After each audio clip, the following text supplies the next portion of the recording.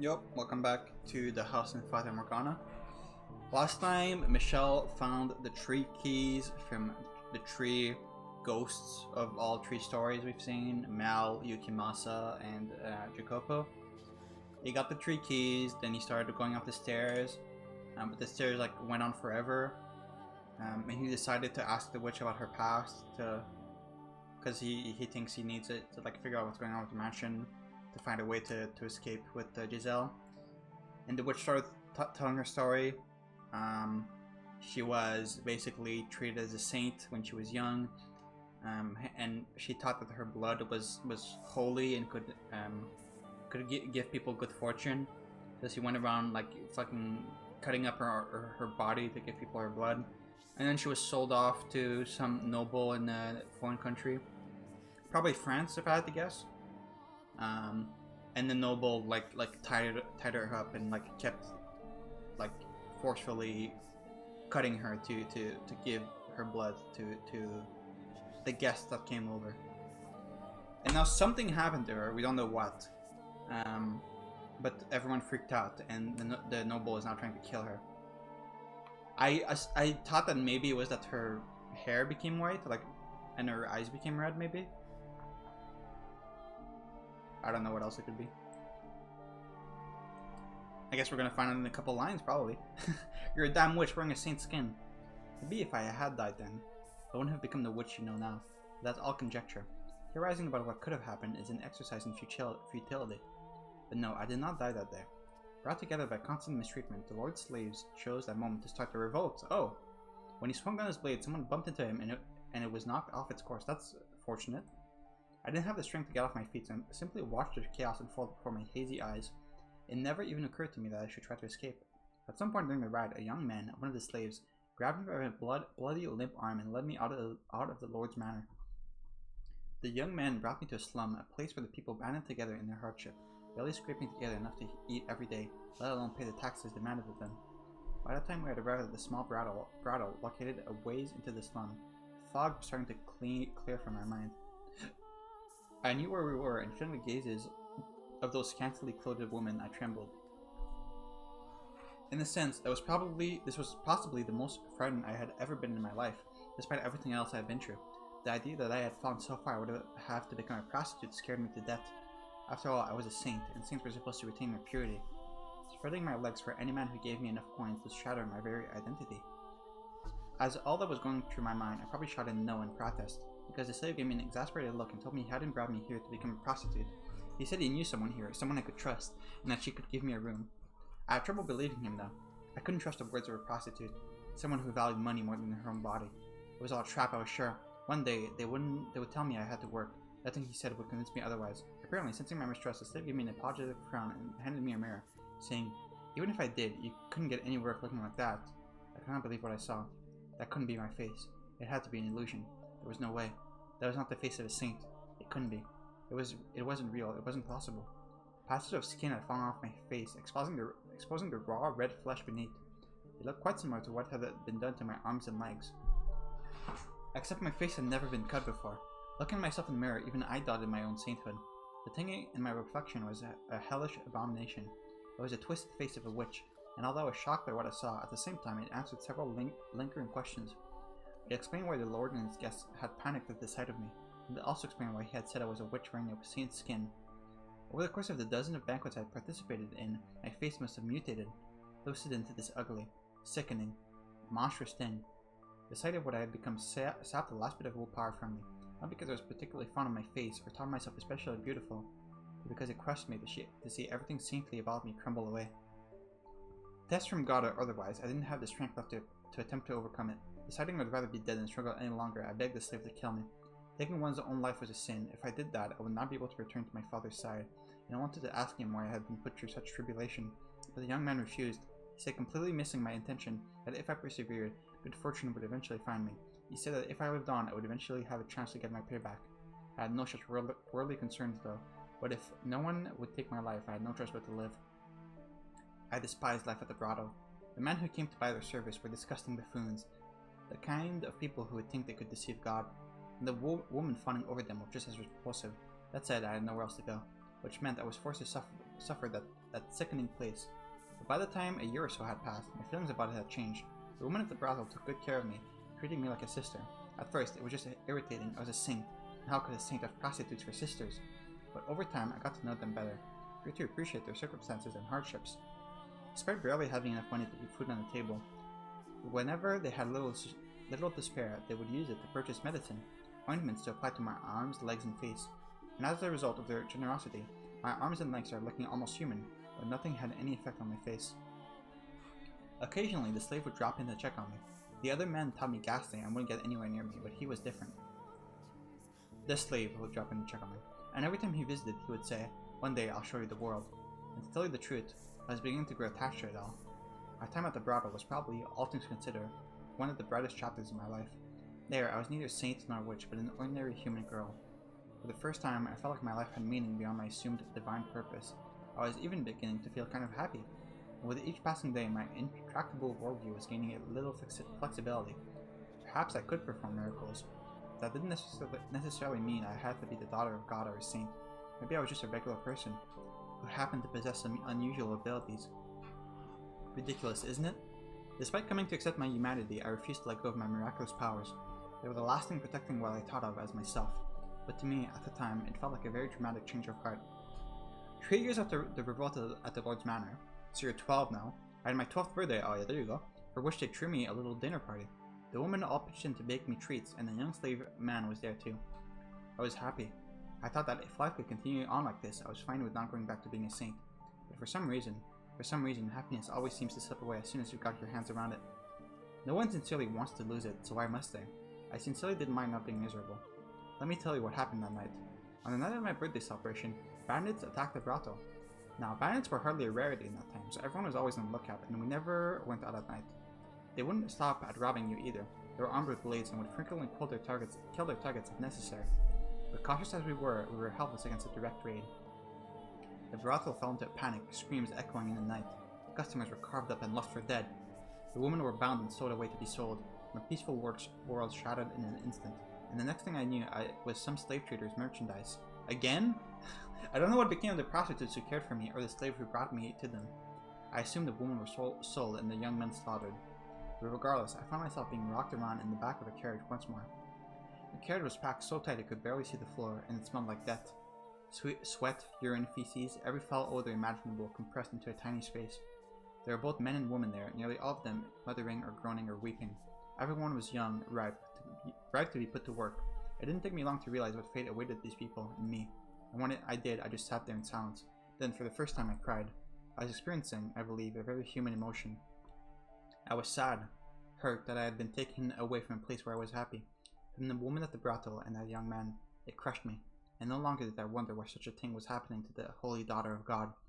Something about my tears must have seemed strange to him, because one man saw me and said, "Why are you crying?" He was a curious man. To start, he looked very different from anyone else. The color of his skin, the length of his nose, the shape of his eyes, everything about him was new and unusual. "Is he foreign? Is this Yukimasa?" As hesitantly, I replied, "I'm sad because I didn't get the chance to show my gratitude to people very dear to me." The man fell silent, looking as though he was deep in thought. I had no idea why he had asked me that, but something about him made me uncomfortable, so I couldn't bring myself to ask. Several hours later, the man suddenly stood up. The guards had no patience for anyone stepping out of line, and didn't look like they would hesitate to kill us either. So unsurprisingly, one at the back of the carriage drew his sword and pointed it at the man. What was surprising though was what happened next. The man, his hands shackled like the rest of us, leapt for the guard, slamming his fist into the face and slinging his sword. The entire carriage was in shock. The guard was too stunned to effectively react. They were quickly cut down. And because the one-man uprising had taken place between cities, there was no one the slave traders could ask for help before they were slaughtered. In the blink of an eye, it was all over, and there was nothing human about what I had witnessed. Was it like a beast, one could say? If I had to describe it, I would say it was as though a wild beast had attacked. A beast with a sword who looked foreign. Curious. The man ruffled through the slave trader's clothes until he found the keys, which he brought to me, ordering I unshackle him, and so I did, as he commanded. Once they had enough time to process what had happened, the would-be slaves applauded. Their wretched souls had been saved, and for a moment I believed so too.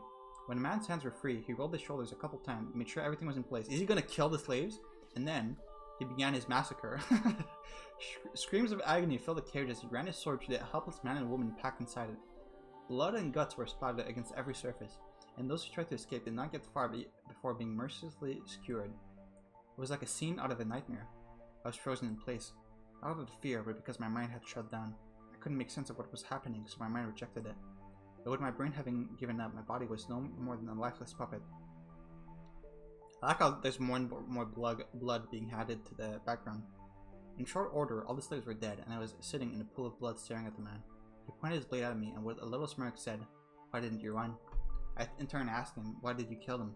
The smile vanished from his face, and after a few quiet moments of pondering, he replied, "Because I felt like it." "Why haven't you killed me yet?" I asked. "Because I felt like it." To which he gave a curt, "I don't know," then drew his blade and wandered off into the distance. And then I was all alone, surrounded by corpses. I glanced down, and half of someone's face was looking back up at me.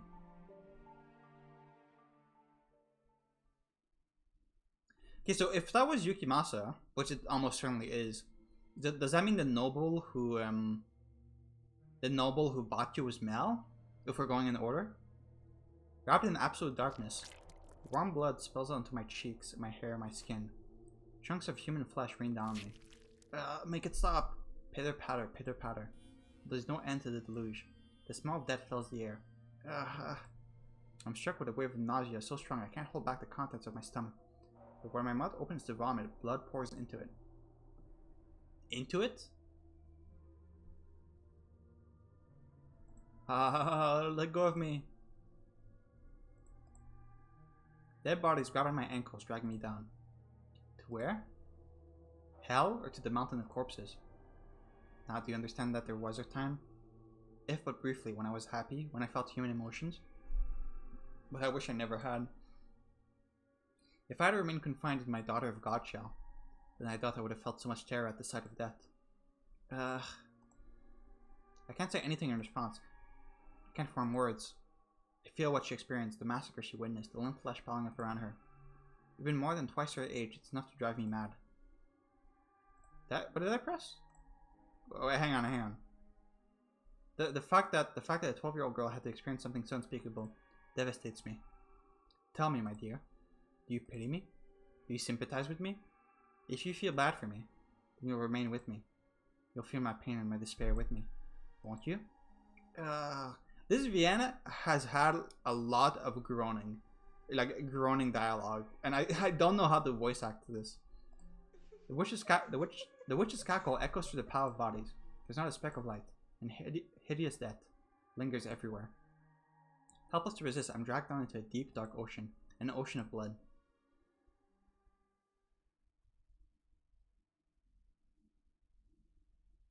Oh, we're continuing.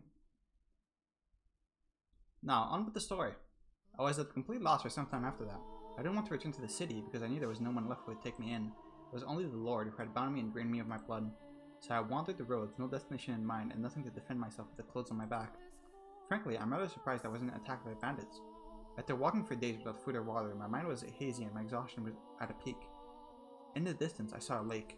So driven by my thirst, I turned my unsteady feet towards the water, not caring that it took me off the main road. And it turned out that was a correct choice because there was a small cottage beside the lake. Smoke rising from the chimney, telling me it wasn't abandoned. Out of sheer desperation, I knocked on the door. No one answered. The door wasn't locked, so I slowly, hesitantly pushed it open, and beyond it I found an old woman sitting dead in the chair. The woman was a witch, by trade, that is. It appears she had a deep knowledge of medicinal herbs, using it to make an assortment of medicines. In her cabinet were dozens of small glass bottles containing dried, powdered leaves and crushed berries, among other things. If she's dead, why was there smoke coming out from the chimney? Did she just die? On the fire was a cauldron, liquid bubbling inside. The woman looked as though she was asleep. Presumably, she had passed away of old age, for there was no sign bandits had been brooding through the cottage, and she had a look of absolute serenity on her face. Looking over at the woman's dead body, I didn't cross myself. I envied her. Dragging the woman's body by her feet, I dumped her into the lake. Do you think doing so makes me a bad person? Makes me unsaintly? Well, I didn't have anywhere else to go, and the owner of the cozy cottage was no longer of this world. There was no reason I couldn't feel at home in her stead, was there? I deserved to have somewhere I felt comfortable after everything I'd been through, didn't I? And so I took up residence in the old witch's cottage, and I remained there until my 16th year. You stayed there for 4 years? By 16, a terrible cynicism had taken root in my heart. I had no trust for people. I shut them out, building high walls around myself. After such a tumultuous, bloody childhood, it was all I could do to protect myself, to keep my young spirit from cracking. Nevertheless, travelers would, on occasion, pay the old witch's cottage a visit, seeking her medicines. Whenever someone arrived, I would cautiously crack the door open, telling them they could trade for whatever they wanted with food, and never showing my face. One day, a young man showed up at the cottage. My sister is falling very ill, and she desperately needs medicine. He was very soft-spoken. There was a distinct kindness in his voice, which I thought unusual, curious. What kind of person could he be? What did he look like? What expression did he make as he spoke? Is this Mel? To satisfy the curiosity, I snuck a peek at him through the cracks in the door. He was a handsome young man with flowing flaxen hair. Okay, it is Mel. Okay, I guess they're just not in order. And upon seeing me, he didn't flinch back in disgust. He smiled. According to him, his younger sister had fallen gravely ill, and though they had tried a number of remedies, she was still bedridden. The medicine I gave him too had no effect, but he persisted in his quest, visiting me again and again for new combinations to try. He wanted nothing more than to relieve even the slightest bits of his sister's suffering. And moved by his dedication to his family, I too wanted to do anything I could to help. For the first time in years, my world encompassed more than my small cottage. When the young man came, he would ask not only for medicine, but to go on walks with me. He volunteered to spend time with me, despite my horrifying appearance. It's not healthy to stay holed up inside all the time. We got this beautiful lake right here. What do you say we take a little walk around the shoreline? He said with a smile, taking me by the hand. We spoke as we circled the lakeside. His voice was always soft and pleasant, like a ray of light shining through a crack in the walls. When I was with him, I felt like I'd be an actual person, an ordinary girl. He talked about his sister more than anything. Classic Mel. And whenever he did, he was at his brightest and most melancholy. The young man had been a member of a noble house. Oh yeah, Nellie did die of a disease, right? It was said after the story ended. So I guess that is also the same as this. But disputes over who was the rightful heir had forced him and his sister out. Shortly after that, his sister had fallen ill and was now bedridden. I'll take anything at this point to make her better. I'll even take a miracle if I can get one. That word, muttered beneath his breath, sparked my memory. I was a saint. My blood had healing properties. I had no reason to hesitate. Someone needed my help, and who deserved it more than this kind-hearted young man's sister? So I decided to tell him what I really was, that my blood had miraculous powers, that it had saved people. That the moment I had been born, the drought plaguing my village had come to an end. That I had been known as a saint, the daughter of God. I told him everything, and he believed it all. He led me to his house where a pale, sickly young girl lay in bed. She was a sweet little girl with the same flaxen hair as her brother, who looked like she would have been quite spirited if not for her ailment. It was touching to see the two siblings sitting there together, quietly holding each other. I would gladly give my blood for the two of them, and so I made a new cut on my arm, which had healed considerably thanks to the slave and the woman of the grotto, and let the girl drink of my blood. Neither of them had any doubts about my sainthood, and because they believed, a miracle occurred. The flaxen-haired girl recovered enough to get out of her bed. I was extremely proud of myself. I felt like, for once, I had actually saved someone's life. The only issue was, she didn't make a complete recovery. For a few days after drinking my blood, she was in good health, but her condition quickly regressed. I was deeply perplexed by this. The miracle had undoubtedly taken place, but it was only temporary. Now, though, I believe I can explain what happened. Her recovery was nothing more than the placebo effect caused by her fate. That's something I couldn't have known at the time. We were all there three perplexed, and we were all three disheartened. Nevertheless, I was prepared to give her my blood as many times as needed. Whenever her condition worsened, the young man came to request more, and never once did I turn him away. On the contrary, I enthusiastically offered her my services. Over time, though, the hope in his eyes began to fade. He asked me on fewer walks, and seemed hesitant to look me in the eye. I assumed it was out of discomfort, out of guilt, out of shame about asking for blood. But I don't think his concerns were for me, rather himself and his sister. As I mentioned earlier, blood was considered unclean in our time, and not only was I giving mine away, I was having his sister imbibe it. Looking at it that way, it would hardly be a surprise for him, or anyone else, to think I was doing depraved. To think what I was doing depraved, okay. As time passed, the flaxen-haired young man seemed to grow more and more disturbed by me. That was what I got for opening up. That was what I got for letting his kind, warm light shine on me. The moment things went bad, he pulled away. There were times when I thought I shouldn't have done anything in the first place, but regardless, I held fast to my original decision.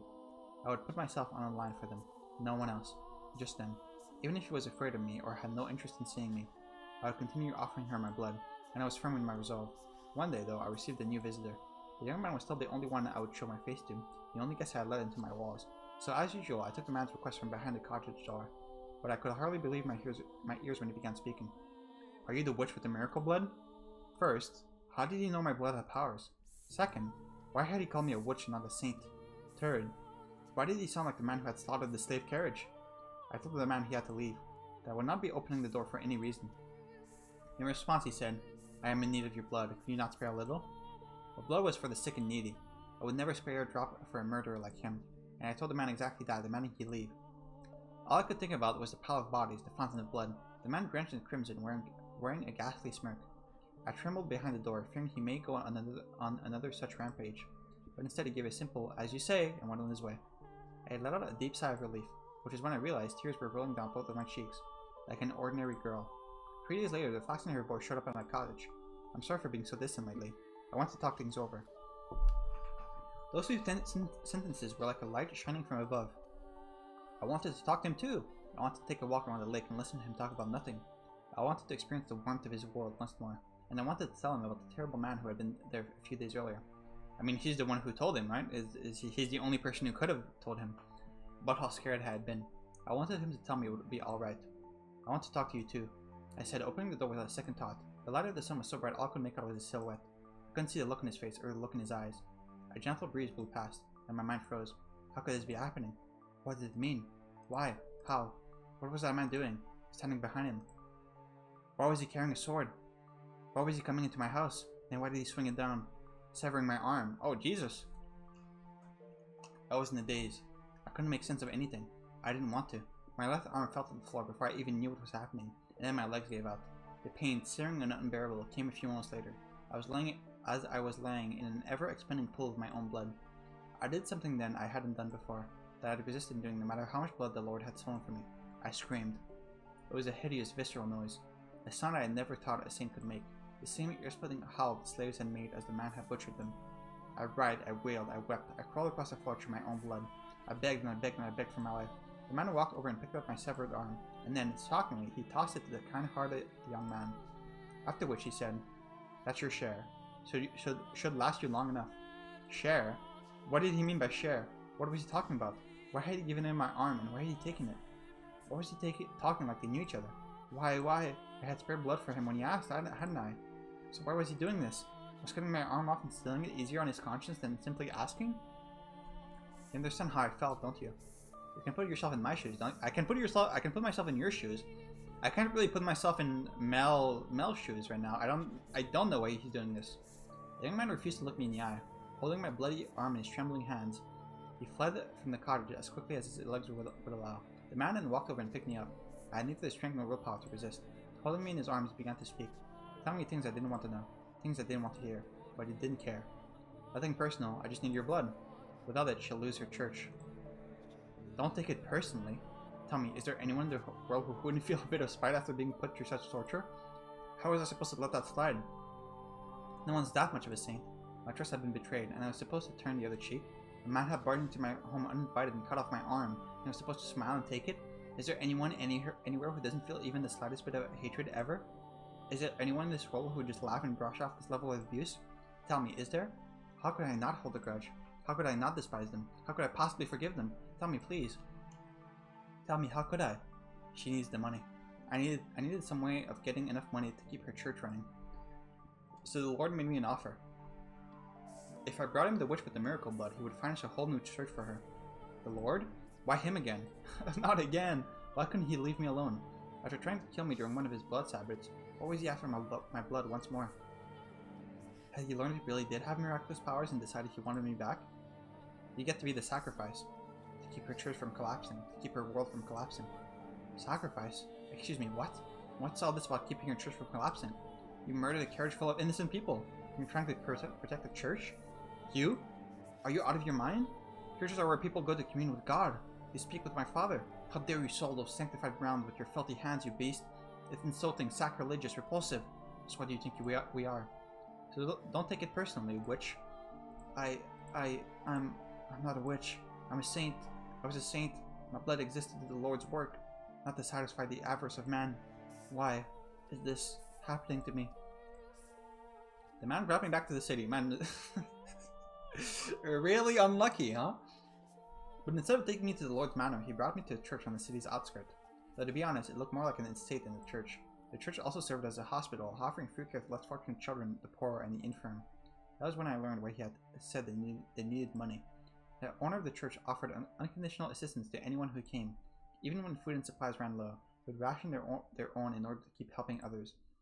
As a result, the church was perpetually on the verge of collapse. The church was run by a woman, something exceedingly rare for the time.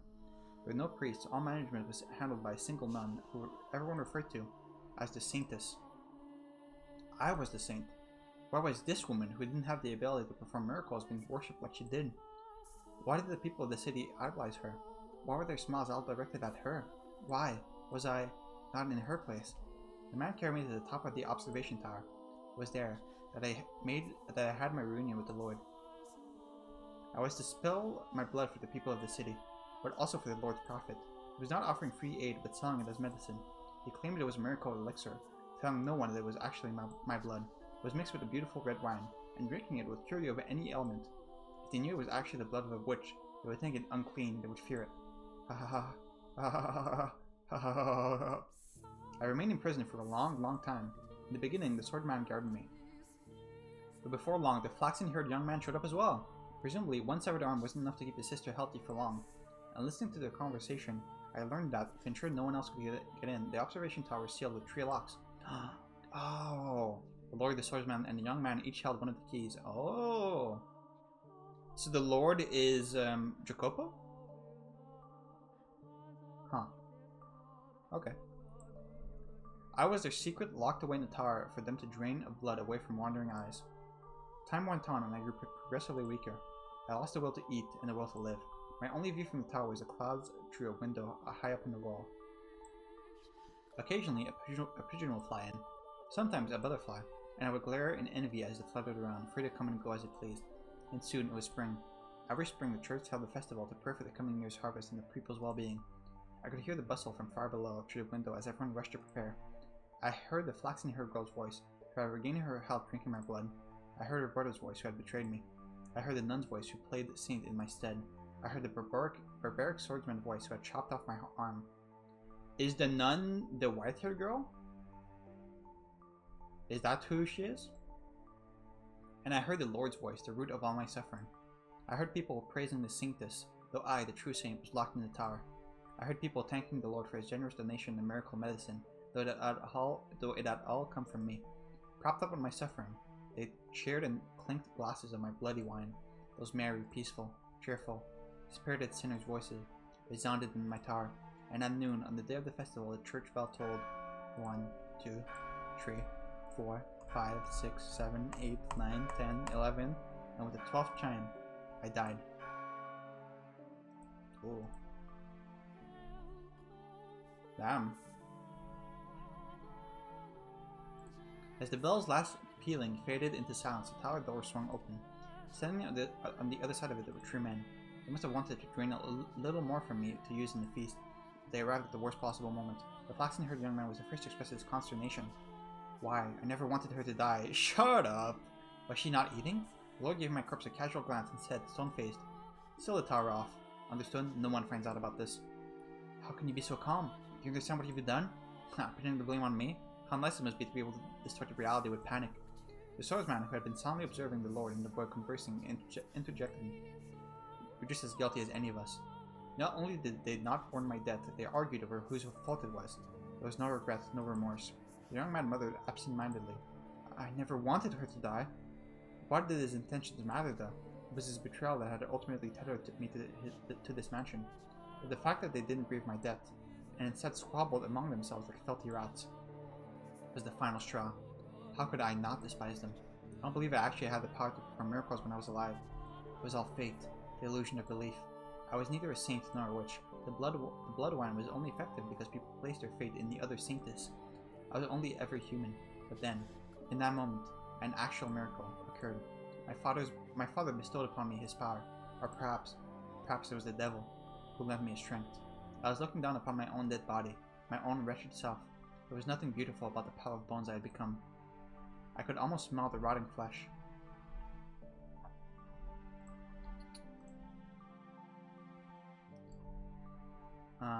That was once a saint? I laughed at the thought. It was absurd, ridiculous, and infuriating. They would pay. Those who had cast me into this hell, who had mocked me, who had done this to me, who had made me a witch out of me. Hatred coursed through me. Revulsion at everyone on these grounds still smiling. They would know just whose dead shoulder their little party was resting upon. If they wanted so badly to call me a witch, then a witch I would be. I would kill them. Every last one of them. Place a curse in their souls. I mean, honestly, I'm kind of on her side right now. She has a point. She has a point. And so I made my wish. Most people might consider it a curse, but to me it was most certainly a wish. And my father, or maybe the devil, granted that wish. From the garden, there rose her scream. The flaxen-haired young man knew that voice better than anyone. He went deathly pale, darting down the spiral staircase until he reached a window. A young girl was on her knees, vomiting blood in the grass. The young man let out a yelp as he descended the remainder of the staircase. As soon as he reached the garden, he lifted the girl in his arms, but she had already perished. Realizing this, he cried it to the heavens, saying the one thing he should have kept to himself. The witch killed her. The blood of the witch killed my sister. That wine you're drinking is no medicine. It's the blood of the witch. You're all drinking witch blood. Crushed by the loss of his only family, the young man picked up a silver fork and plunged it into his own throat. Okay, Mel, calm down. Ending his life. That's a classic. That's a classic Mel move right there.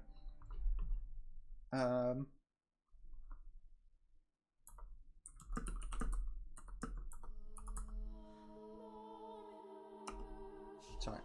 Naturally, there was an uproar. Goblets of wine crashed against the earth in rapid succession, as the people holding them fell to the ground and vomited or convulsed. The nun was the first target of their outrage. Which had claimed to be medicine had turned out to be blood, an unclean substance. The blood of a witch, no less. A servant of the church, a servant of the Lord, had given her followers blood to drink. And at this, their indignation surged uncontrollably. The people surrounded her, tying her up and throwing her to the ground. As they prepared to inflict righteous justice upon her, the swordsman soared down the stairs and into the garden, plunging his blade into anyone standing near the nun. The cries of agony ringing through the church ground were ear-splitting. Oh god, I'm having trouble reading. It was no longer a place of God, but hell on earth. Hell built up by the hands of man. Hell painted red with the blood of their brothers. The people armed themselves with anything they could find and went after the man. As much of a beast as he may have been, he stood little chance against such numbers. It is the fate of a beast to be exterminated by those he terrorizes. And once it was gone, the nun had no one left to protect her. She too was consumed by the frenzy. The nun didn't do anything bad though, right? She didn't know that this was happening. All that remained was an inextinguishable inferno. Hysteria and despair, madness and outrage, and no outlets for it. It was a revolt that made the slaves' uprising at the Lord's manor look like a game. Eventually, their rage found a new target, the Lord. It was only natural, for he was the true villain. He was the one who had given money and the witch's blood to the church. He was the one who had profited off it. And above all, people often resented those who stood above them. Particularly in times of unrest, the city resounded with cries for the Lord's head, and he looked down upon it all from the safety of the observation tower. He could do nothing but watch as his domain burned. I can only imagine how painful that must have been. But before long, having seemingly made his peace, he began descending the spiral staircase. He opened the door at the bottom, revealing himself to these people. But before the door had swung all the way open, before he had a chance to say his final words, someone ran a blade through his chest. With that, the raging fur mostly settled down, but it was hardly the end of the destruction. 3 days later, a plague befell the city. Dreadful black spots covered the flesh of the infected. Is this the plague that killed Giselle's father? They writhed in pain, screaming and vomiting blood. Ghastly howls echoed through the streets, as though the whole city had been possessed. It became a cursed land. In the diseased haze, the people muttered again and again, "We have been cursed by the witch."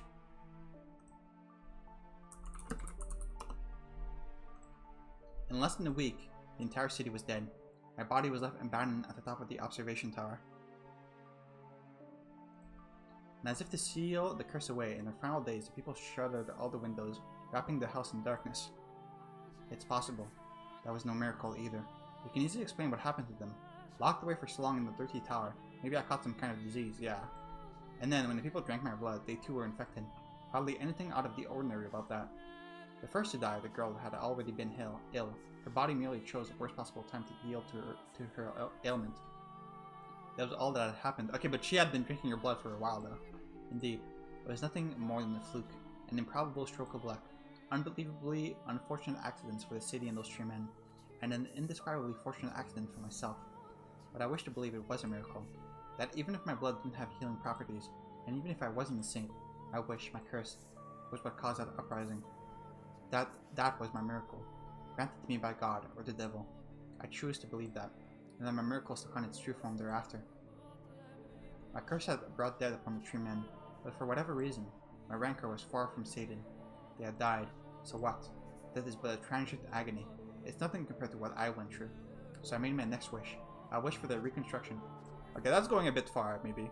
I wished eternal suffering on their souls. I wished to trap them in the never-ending cycle of pain and hatred. This was my wish for the flaxen-haired young man. He treasured his dear sister, and he despised a quiet life. He desired a quiet life. So I wished for him to have just that, and I wished for his dearly beloved sister to love him more than anything in the world, for his world to be destroyed by love gone too far. This was my wish for the beast-like man. He was conscious of his tendency for violence, and he yearned to be more human. So I had his inner beast toned up just a little. I saw to it that he would never be human, so he would never have the peace he so desired. My wish for the Lord was more straightforward. He seemed to have a great affection for wealth and authority, so I ensured those were the only thing he could ever have. Who needs love or friendship when you could be drowning in power? Once he had lost everything, solitude would be his only companion. Wishes can come true, as long as you always hold fast, never stop wishing, never surrender. They can come true. Eternal suffering on all their souls. An endless cycle of reconstruction and unavoidable tragedy. Tell me, my dear, do you sympathize with me? Will you curse them with me? Will you take my hand and revile them with me? I mean, I sympathize with you, and I understand killing the tree men with your curse or whatever. But I feel like reconstructing their soul and their body into an endless cycle of suffering is maybe going a bit too far. This time, when my body crashes into the tower stair, I'm unable to make a noise. The obstruction is less mental and more physical. The excruciating pain. It's so intense I can't even eke out a scream. My vision is distorted. My mind thick with fog. I feel like I'll fall into a bottomless pit if I loosen my grip on my consciousness even slightly. Through the haze, I see my own severed left arm. Reflected in the pool of blood, I see my face, large chunks of flesh peeled off.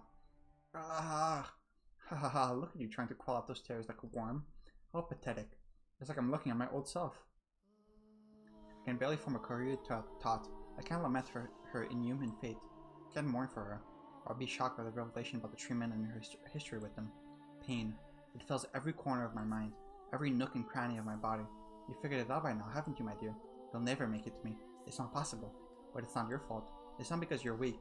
There's simply no one who can bear this pain. I think he can bear it. You're allowed to give up, to rest. There's nothing wrong with that. The pain, the crushing weight, it's miserable, isn't it? But all you have to do is turn back, and it'll all go away. Witch whispers are sweet temptations. You've put in a fine effort. There's no shame at all in throwing in the towel. Her voice is soft, gentle, pleasant. Saccharine? Google, please help me. I think I have actually heard this word before, but I don't remember how to pronounce it. Saccharine. Excessively sweet or sentimental? Okay. Concede defeat. If I do, it'll all go away. The searing pain spreading from the stump of my left arm. The sensation of being perpetually drained of my blood. The miserable solitude of staring at the door that never opens. The laughter I can hear through the window. My miserable wailing and this maddening hatred. I can end it all. That's right, it will all be over. I have the power to make it stop. Make it all stop. Giselle! No! I can't let that happen. No, I have to. Get her back on my side. I'll do anything to take her back. Even if it means I hand up 1,000 tiny scraps of meat. I will not give up on her for any reason. Haha. You won't, will you? Oh, such beautiful resolve. Willing to sacrifice yourself to save the girl. Like a hero of legend. Or maybe a fairy tale prince. No. I'm no hero and I am no prince. I am a human, an ordinary man. I don't have any extraordinary potential. I'm not a courageous leader or a charismatic general.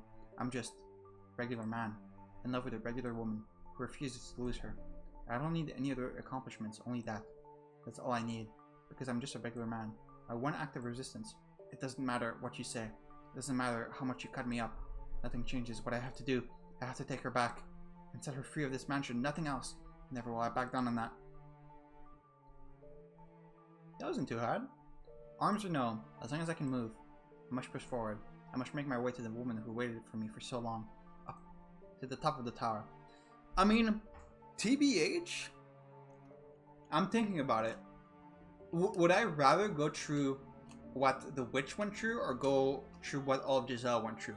Including, like, spending thousands of years alone in the mansion. Honestly, I think... Nah, I'm not sure. There's an argument to be made. Because, like, we kind of skimmed past it in the story, but spending, like, almost 1,000 years in the mansion on your own with nothing to do, like, that's rough. That's kind of rough. Even though, like, getting your fucking arm chopped off and being locked in a tower and fucking bleeding to death, that's also bad, obviously, but at least it's, like, a few years at most compared to, like, 1,000 years, you know? To the top of the tower. Forward. Ever onward.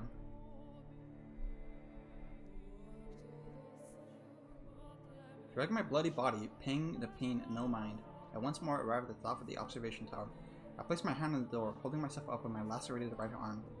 Take a moment to catch my breath, then lift my head, gaze into the void and shout her name. Morgana! I pity you, I truly do. You were a saint shackled with an unfathomable fate, and for that I am enraged.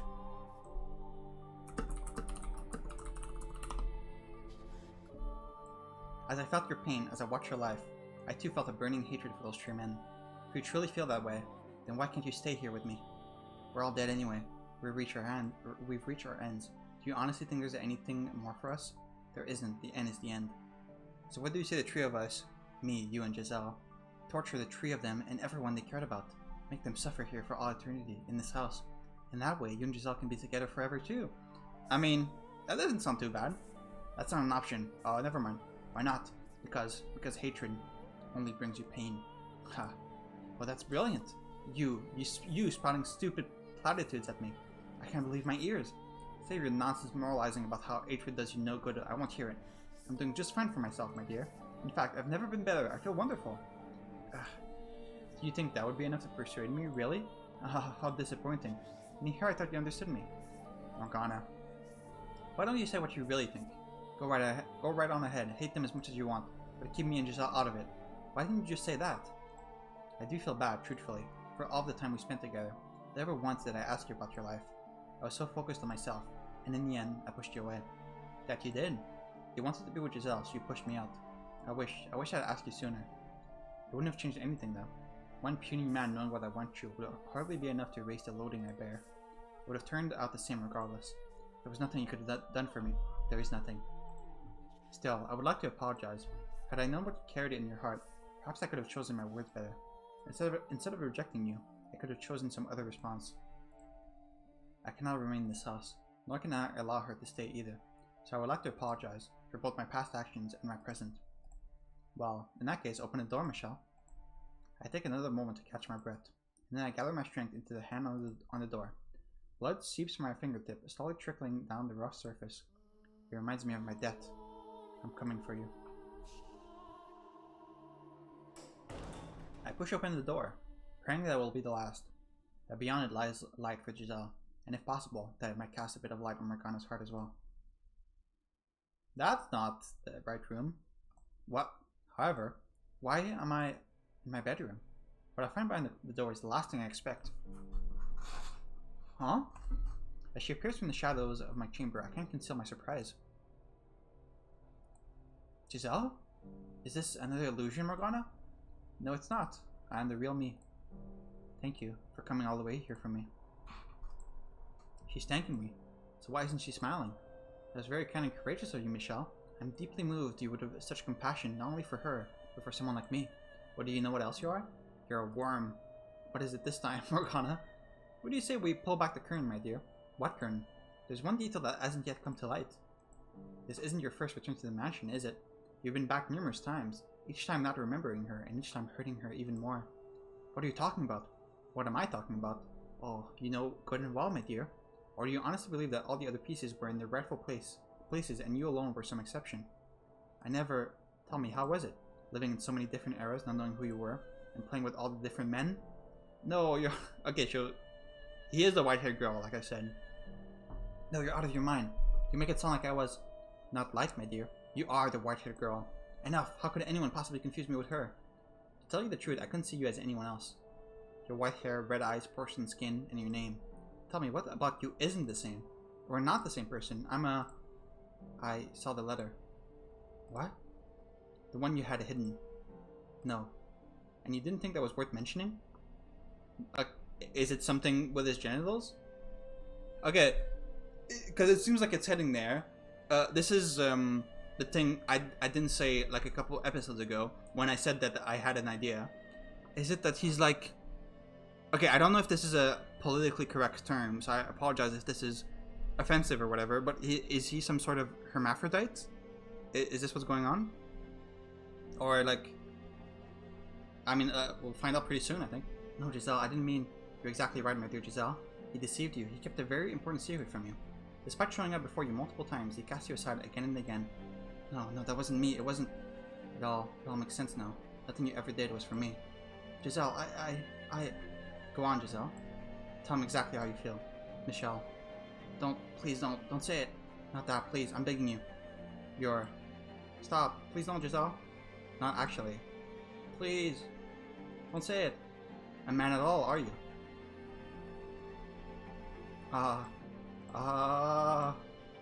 You're disgusting.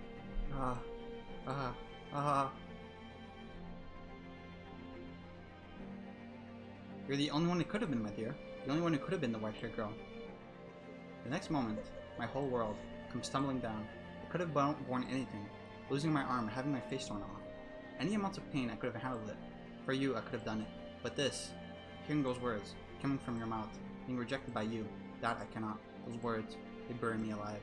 You're the one person I never wanted to hear them from.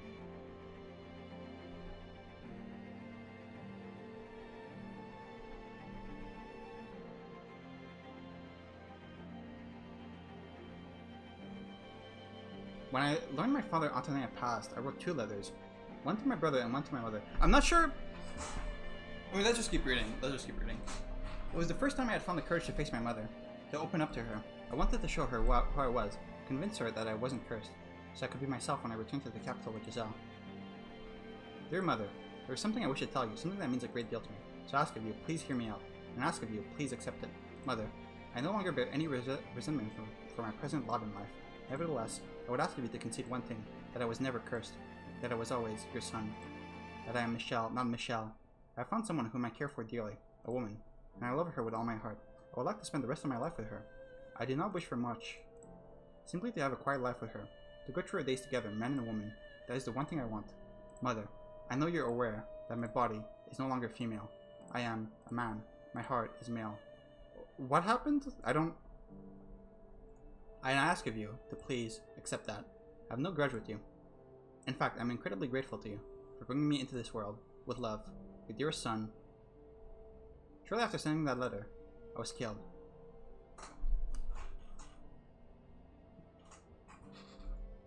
Was Michelle a fucking trans person in the 12th century?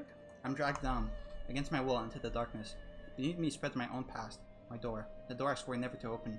But despite all my efforts to resist, the door sucks me into a world I never wanted to see again, a history I never wanted revealed, a past I never wanted anyone to see. Nonetheless, the door opens. Oh, the 7th door, okay.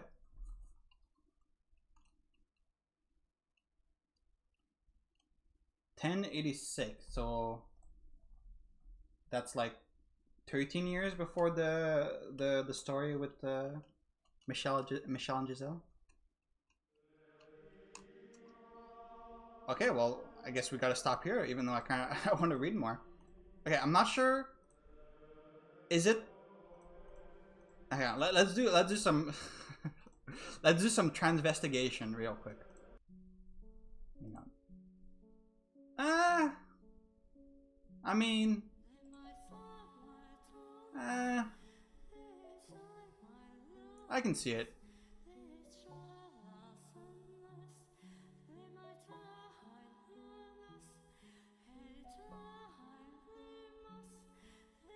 Wasn't there another, like the CG where he or they spread their arms.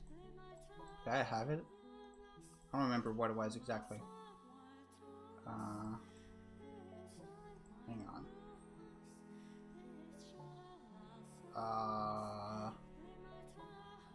Not here. Should be like here? Okay, no, it's before this.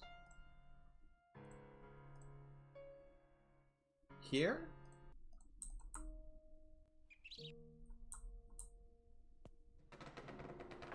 Okay, we're close.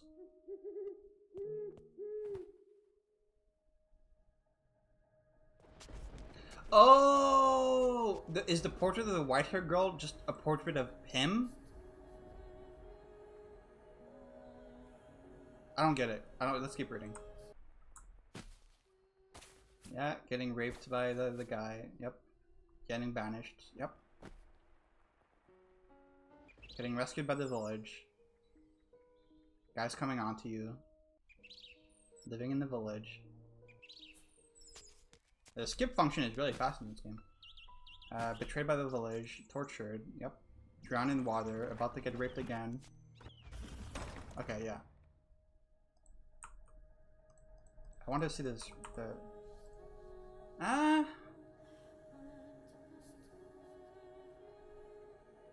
can see it.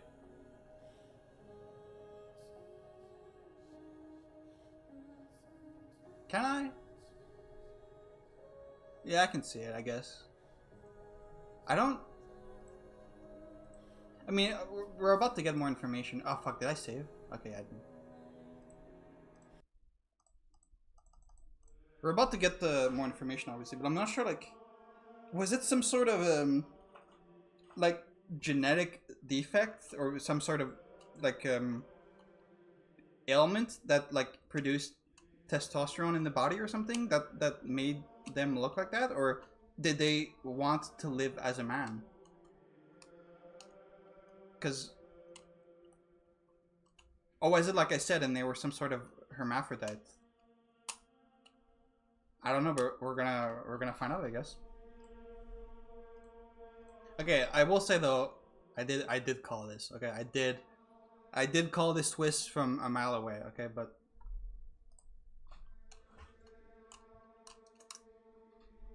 I didn't. Wait. I want you guys to go back to the very first. Hang on. The very first episode when I first started playing this game. I'm pretty sure the first thing I said when I saw this title screen was, "Oh, is there gonna be Yuri in this game? There's two girls kissing here." I kind of did I kind of call it, or I don't know. I guess we're gonna find out. But yeah, I'm gonna stop here for now. See you next time to find out what's the deal with Michelle / Michelle with an E. Alright, see ya.